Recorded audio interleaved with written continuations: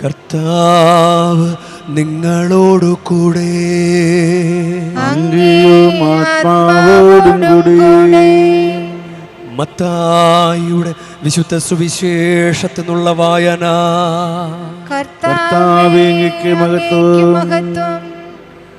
അക്കാലത്ത് യേശു സ്വദേശത്ത് വന്ന് അവരുടെ സിനഗോഗിൽ പഠിപ്പിച്ചു.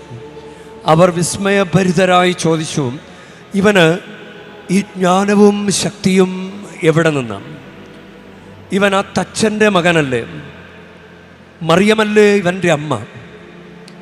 യാക്കോബ്, ജോസഫ്, ശിമയോൻ, യൂദാസ് എന്നിവരല്ലേ ഇവൻ്റെ സഹോദരന്മാർ? ഇവൻ്റെ സഹോദരിമാരെല്ലാം നമ്മുടെ കൂട്ടത്തിലുണ്ടല്ലോ. പിന്നെ ഇവന് ഇതെല്ലാം എവിടെ നിന്നാണ്? അവർക്ക് അവനിൽ ഇടർച്ചയുണ്ടായി. യേശു അവരോട് പറഞ്ഞു, പ്രവാചകൻ സ്വദേശത്തും സ്വഭവനത്തിലുമല്ലാതെ മറ്റെങ്ങും അവമതിക്കപ്പെടുന്നില്ല. അവരുടെ അവിശ്വാസം നിമിത്തം അവൻ അവിടെ അധികം അത്ഭുതങ്ങൾ പ്രവർത്തിച്ചില്ല. കർത്താവിൻ്റെ സുവിശേഷം. ക്രിസ്തുവേ, അങ്ങേക്ക് സ്തുതി.